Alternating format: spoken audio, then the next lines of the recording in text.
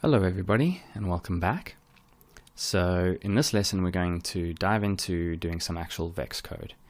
We're going to talk about the syntax, how to write sentences. Essentially what we're learning is the grammar of this language, and then we're going to move on to the vocabulary, learning some actual expressions and how to do some cool things in VEX. So let's get started. Now I've just got a basic scene with literally a box so that we've got some geometry to work with and an attribute wrangle. You can use a point wrangle, a primitive wrangle, whatever you want, and then you can just set it. I think we're going to just work with points because we're going to use point position as an example of attribute. So just make sure whatever you're using that it's set to points. Okay. Like I said in the previous lesson, no matter which one of those you drop down, primitive or vertex wrangle, whatever, it is basically an attribute wrangle with this set to something else. So make sure this says points, and then we're going to work with this. Now, what we're going to do is I'm going to start with a sentence, and then we're going to break it down. So I'm going to say here, f at my attrib equals 1 semicolon. Okay. And then when I was done typing, you can hit the insert button on your keyboard to commit this code, or you can also do Control Enter, or just click away, and then it will take effect. Now I'm going to switch over to my geometry spreadsheet so that we can see our attributes. Okay, and you'll see what it's done is created an attribute called myAttrib, and all the points have a value of 1. Right, so let's break down what's just happened here. First off, we need to cast our attribute, right? What this means is telling the code what type this vector is. Is it a float, which is f? Is it an integer, which is I? And you'll see if I switch it to I, the dot 0, the point 0 falls away. On f, it was 0.0. On I, it's now an integer, okay? So we're selecting the type that this attribute is going to be. Okay. If we set it to v, which is vector, you'll see we end up with 3 values. Okay, and they're all the same because we're feeding it only a single value. If we fed it an s, that's for string, but then obviously it's expecting us to give it a string, so we have to actually put that in quotes. So then this may look like a 1, but it's actually a letter. Like we discussed before, strings are different. Even string numbers are different to floats. And then there's a few lesser used types, but it is good to know them. So U, for example, is a 2-float vector. So like your UVs will be a U attribute unless you have UVW. So then that would be a V because it's a 3-float vector. Also P, which is a quaternion, and don't ask me why it's P and not Q for quaternion. I don't know, I'm sure there must be some good reason out there, but I don't know. So anyway, don't get confused. It's not a Q, it's a P, which is a 4-float vector. So this is mostly used for rotations and orientation. Then 2 will give you a 2x2 matrix. 3 will be a 3x3 matrix, and 4 will be a 4x4 matrix. Okay, and I'm sure you may come across those, but the most common ones will be F, I, V, and S. Okay, so we cast our new attribute that we're creating, and then we put an at. So the at sign, at for attribute, okay, is essentially saying that this is an attribute which will get binded out. Okay, so it's not a variable that lives just within the code, or calling some external local or global variable. Instead, it's saying this is something that must actually be written out as an attribute on the geometry. Okay, and then we feed it our attribute name. Now, if this attribute has been created before, it will simply overwrite the values. If it hasn't been initialized or created on the geometry before, so on here we don't have myAttrib, then it will create it.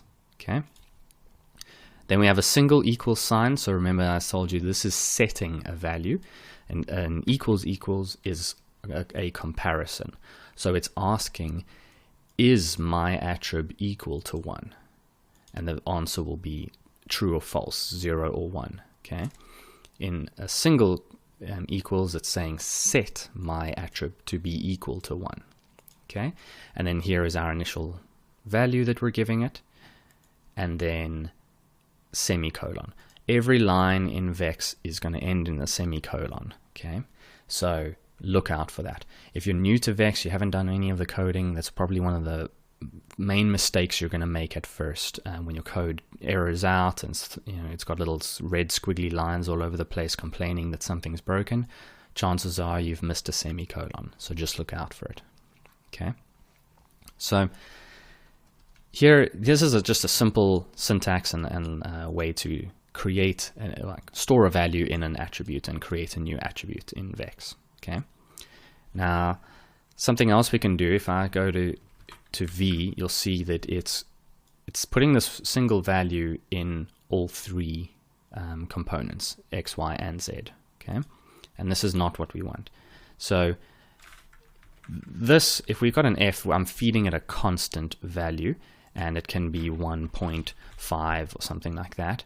If I cast this to an I, you'll see that it's actually going to round it down, and it's going to have a little syntax error because it's having to implicitly cast from a float to an integer, because we're feeding it a float but saying make it an integer. Okay, so you kind of want to get this right and try to feed it the right values.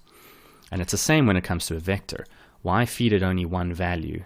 Okay, I mean, this can be a shortcut if you do want to initialize it to 1, 1, 1. Okay, I mean, you could do that if you want to just have like a 0 vector, then you can just do it like this. But the best way and the best practice, also just so that someone visually reading the code can see what you've done, is to set a constant. And for a vector, it's it's curly brackets. So you go 0, maybe 2, and 4. Okay, and now you'll see that that will be our initial values on this vector. Okay, so we're just feeding it a constant. Now please note, you cannot replace this with an expression or argument or something like that. Okay, it has to be a constant. Okay, so if you want to write expressions to set things, then we can do that later in a different way. But inside of these curly brackets, it's expecting a constant value only. Okay. It'll be the same for setting a 2-float vector, but you see we can't feed it 3 components, only 2. Okay, so that's how we use a constant. And another way we can set an attribute is just accessing a value that already exists.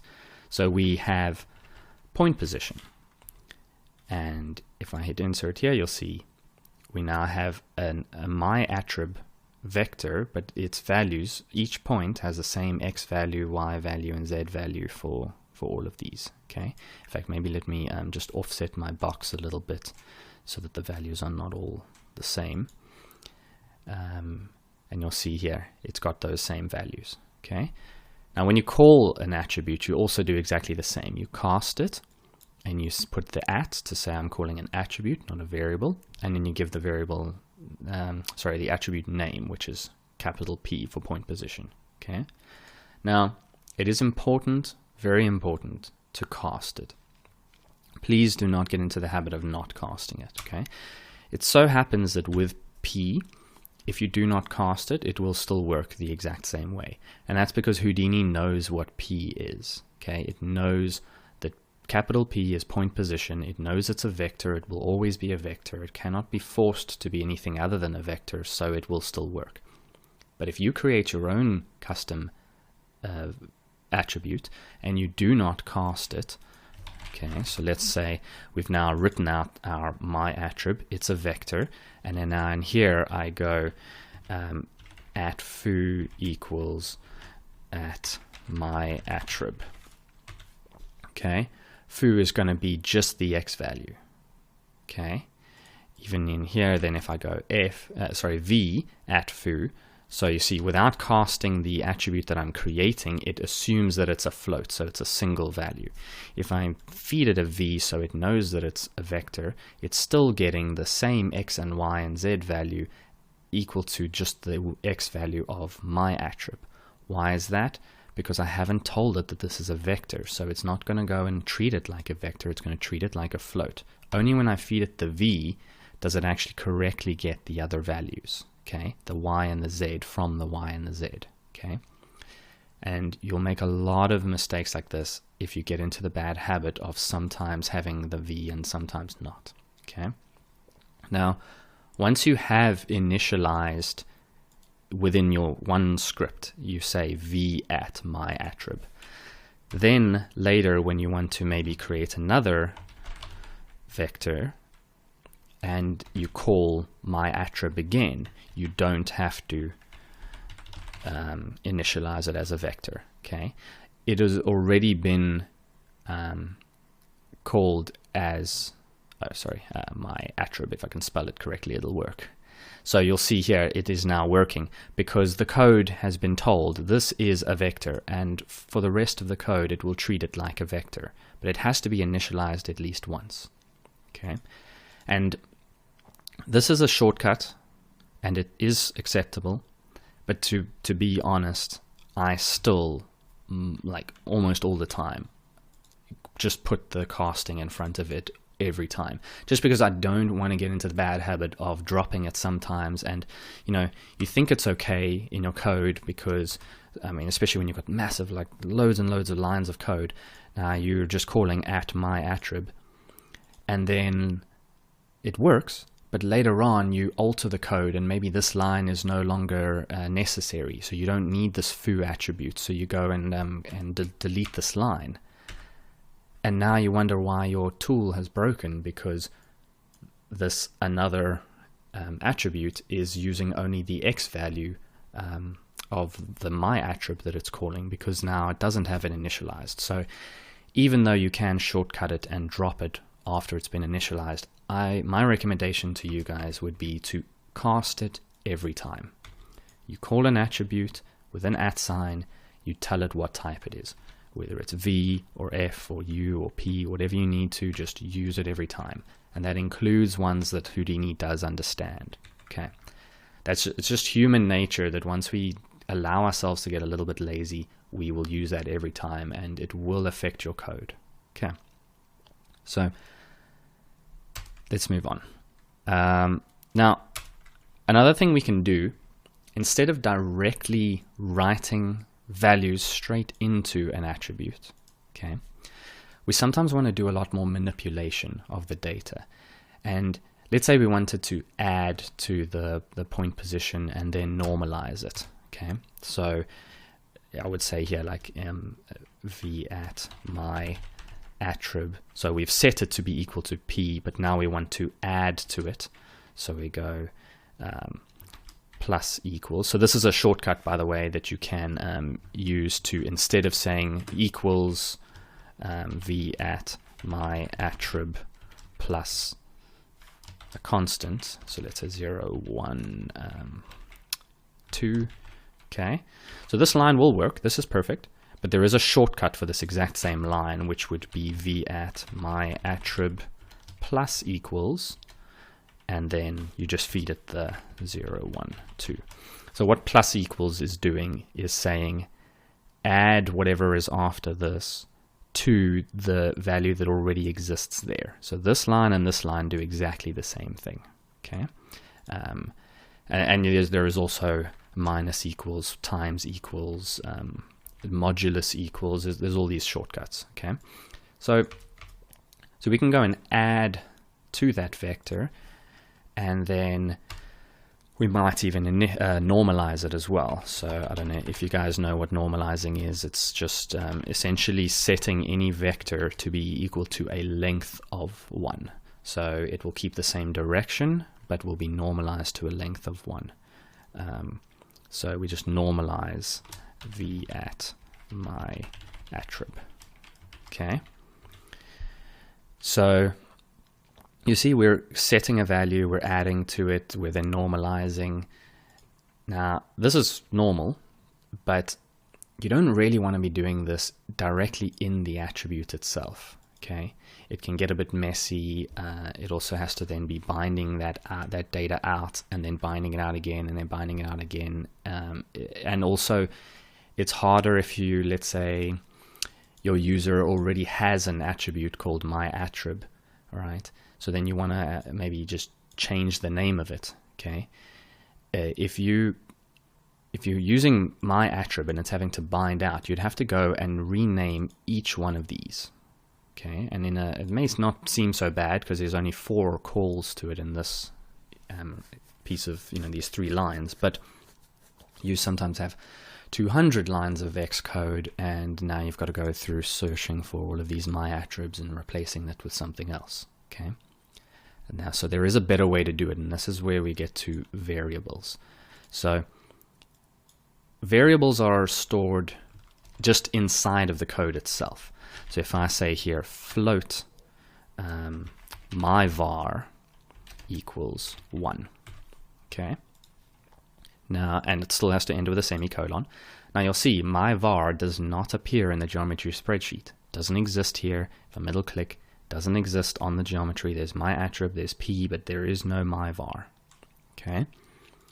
And so you'll see first of all that we have to cast it the same way as we do with these, but instead of casting it with a single letter, we use the full word. So it's float or vector. So if I say vector my var, still doesn't appear anywhere, but it goes purple here to show us that we're creating a variable.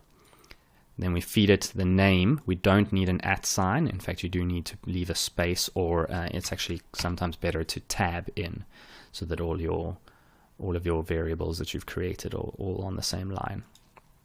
And then you feed it the name and equals and an initial value. Okay.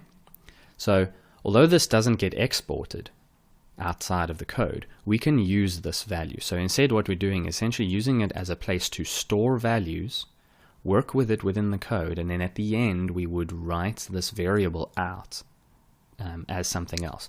Or sometimes you want to create a variable, so manipulate that variable or use it, compare multiple attributes, and that variable is used as a condition within the code.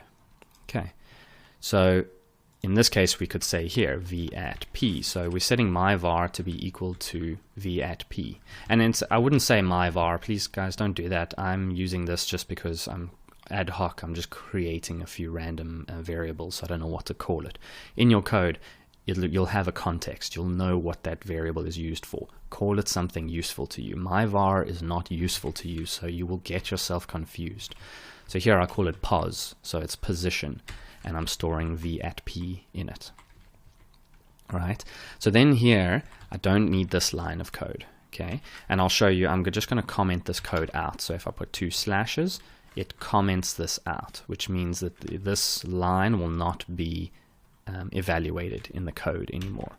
Now you can use comments as a way to maybe leave notes for yourself. So you say there, these are my initialization, and then over here I'm going to manipulate the code. Okay, so you can leave little comments for yourself, or you can use it as a way to disable lines of code. Right, and if you want to disable multiple lines of code, you can put a slash and an asterisk, so the star, and then at the end of where you're done commenting it out, you put a star and then a slash, and then it will end the code.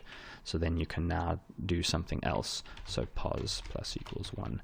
So you see it's gonna analyze this line and this line, but everything between this and that will be commented out and will not be analyzed. Okay. So just so you understand what commenting is, I'm going to comment out this line so it's not used anymore. Because here we're setting v at p we're storing it in a vector variable called pos. So now here when we add to our attribute, we're adding this constant. Instead we're going to add to pos. And to call a variable, you just type the name. So you don't need an @ and you don't need to cast it. In fact, you can't cast it anymore. If you try to do that, it's going to complain. Okay, you only cast it first when you create it, and then thereafter you just call it using its name, right? And then you say plus equals, and we add a vector, a constant to it, and then we would initialize, so in fact we can just say here pos equals normalize pos, okay, and then right at the end, okay, because we obviously want to write that data out, it's now living in the code, it's not being exported, so we do still have to do one final step, which is then export this. So then we say v at my attrib equals pos, and now we will get that same value, but it's a lot simpler, it's a lot neater, and if you wanted to change the name of this attribute, you now only have to change it once. It doesn't matter that there was maybe another code, you know, over here that uses pos as well, so, you know, vector pos equals v at p, whatever, and, you know, the variables in this line, snippet of code have nothing to do with the variables in here. You could change this value, do whatever you want to it, and that would not have any effect on this. Okay, each snippet has its own variables, and at the end it gets rid of all of those variables. It does not store them or take them over. So now you can work in here with whatever names you want, and then let's say you found that you needed to actually change my attrib because there was already something called my attrib. You could just go here and call it something else, and it would just call that attribute something else, but the exact same code works.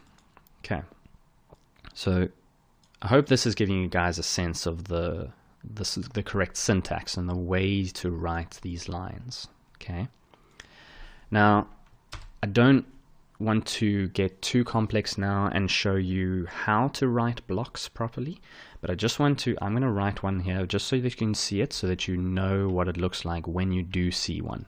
Okay, so for example, if is a block, and what that means is that it's executing a whole bunch of lines of code, but that those lines of code are all grouped together and will only execute, you know, if a certain condition is met, or if the other blocks besides ifs are something like loops. So then that block of code, those few lines are grouped, and those will be looped. They will occur multiple times. Okay, so if I just say here if at frame greater than 5, okay, then I open with the curly brackets, and then my block of code will be tabbed in, and then I finish the block with a semicolon, with a curly bracket. Okay, and you'll note that at the end of the line of the block, the start of the block and the end of the block, there is no semicolon. You do not end these lines with a semicolon. Okay, we'll put one here, right? I mean, it doesn't complain, but you don't need to do it at all, right? So don't pay too much attention to this. We are going to talk about blocks a lot more later, but I just wanted to point out that the example of when you would not have a semicolon, and where, you know, just for syntax purposes, if you see some things tabbed in like this as well, you know that this is then a block, and these two lines will only execute if the frame number is greater than 5. Okay, so you'll see here v at something else equals pos, but pos is being set as v at p. Okay, and all of this is ignored if the frame number is less than 5. So you'll see here that it's exactly the same as v at p, but as soon as we go above 5, it then activates these two lines of code. Okay, right. But don't worry, we're going to talk about blocks a little bit more later. Okay. So then there's one more thing I want to talk about in terms of just general syntax, which is accessing inputs. You'll notice that your attribute wrangles, point wrangles and all that have multiple inputs, and very often you're going to want to access some of your inputs other than 0. So you may have some other piece of geometry, some other box here with the same number of points or something, and you want to grab data from here. Okay, so maybe this has, sorry, I'm just going to create an attribute on here, and let's just make this called foo, and the value is rand at ptnum. Okay, so this has some values, and because our first input is this box, we don't have access to that foo attribute, but we plug it into our second input, and now we want to access that. Okay, so there's a few ways that we access other inputs in VEX code. So the first thing I want to show you is when using an expression. So a lot of expressions are going to ask for a reference to geometry. Which geometry must it act upon, or which geometry must it reference? And an example of this, so I'm just clear all this code. An example of this would be the get point bbox center expression. Yeah, that is quite a mouthful. It's quite a long expression name. Anyway, so I'm going to store this in a vector. So we're going to say v at my attrib equals, okay, and then we're going to give it an expression. Now, what this expression wants as a first argument is which input must it grab the center of. This is essentially the VEX equivalent of the centroid function, okay, and you can feed it a string that is a path to an object. You know, you could feed it saying, you know, the actual full path to this attribute create in order to look for the center point at this. In fact, let's not make it dead center so it's not boring. Okay, so if we middle click, you see here the center point is 0.9, -0.6, and 3.5. So instead of having to feed it a full path, if you just literally say 1 and then end the line with a semicolon, it's going to grab those values. Okay. Whenever it asks for a geometry reference, you can feed it 0, 1, 2, or 3. Okay, so that'll be 0 is your first input, 1 is your second input, 2 is your third, and 3 is your fourth. Okay, so 0, 1, 2, 3. Okay, so just keep that in mind, because a lot of expressions are going to be asking for which input or which geometry, and you can just give it the number. Okay. Also, sometimes we want to access these actual attribute values, so we want to access this foo value.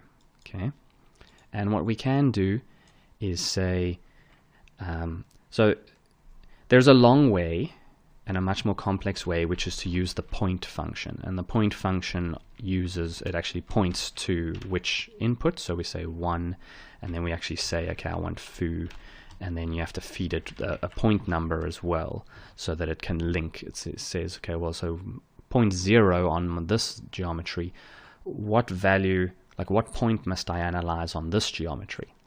Because you can feed it geometry that has different number of points.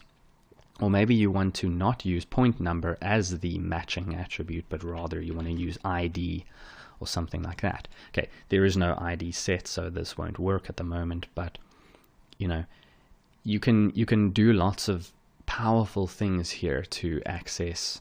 Yeah, I mean, you could even, for example, use ptnum +1.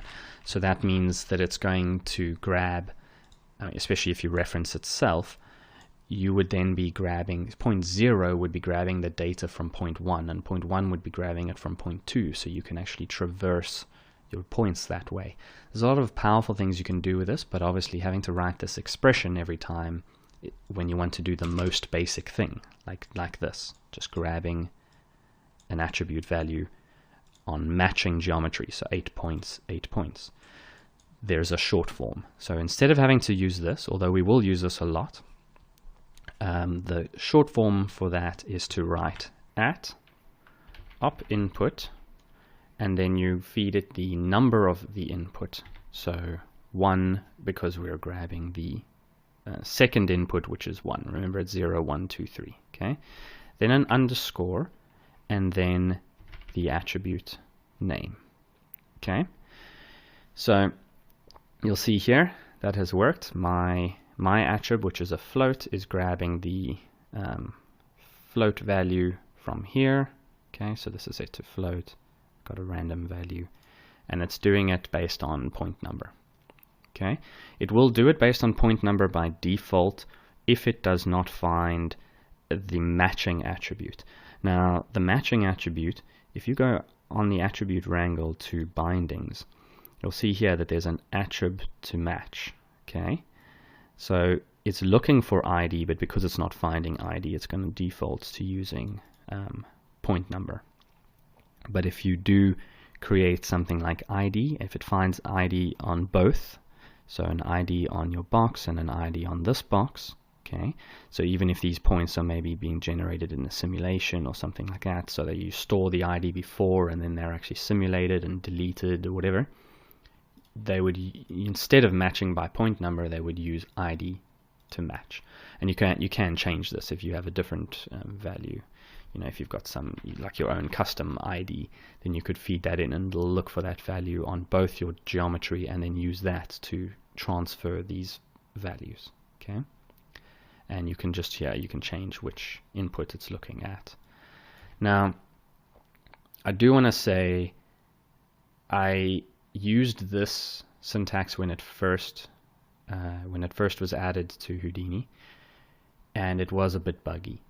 There were a few times where it just was not reading the correct value, and if I used the previous example where we used the point function, it would grab the value correctly. So this expression itself was actually buggy.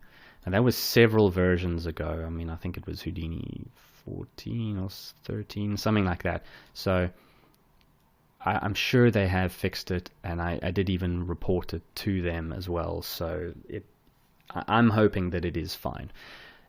But I just wanted to mention it to you because I kind of haven't used it since. I tend to just use the point function, probably because I had a bad experience. It didn't work, so it was like, I don't really want to test it again, but I should. So I would encourage you to try it, but if something does go wrong and you really can't figure out why it's not working, maybe just swap this out for the point function. So like that, point1 foo at ptnum would do the exact same thing, and see if that fixes it. And if it does fix it, then please report it to side effects again, and if we keep reporting that this expression doesn't work, then hopefully they'll fix it. But I'm relatively certain that it should be working now. I mean, I'm busy using 16.5, but 17 is out now as well, so I'm relatively certain that they will have ironed out all the problems. Okay, and it's very, very useful, the fact that it references your attribute to match, so it is very cool to use. Okay. So I'm going to leave it there for this lesson, because it has gone quite long. I hope this isn't too overwhelming for you guys. We're going through this syntax here just so that you really understand. Even if a few of these things have kind of been difficult to absorb, this is just a reference for you. When you're confused about the syntax, come and watch this video again, and just over time the syntax will settle in. You'll just get used to it. Okay. We're going to do some examples, especially at the end of this week. We're going to do a whole bunch of examples to just get you used to writing the code and doing cool things with it. And as we do that and you practice the syntax, it'll become second nature. So don't be concerned if right now you couldn't remember all of these things. Just refer back to this video whenever you need to, and eventually you won't need to, and it'll all just be natural. Okay. So look forward to seeing you guys in the next lesson.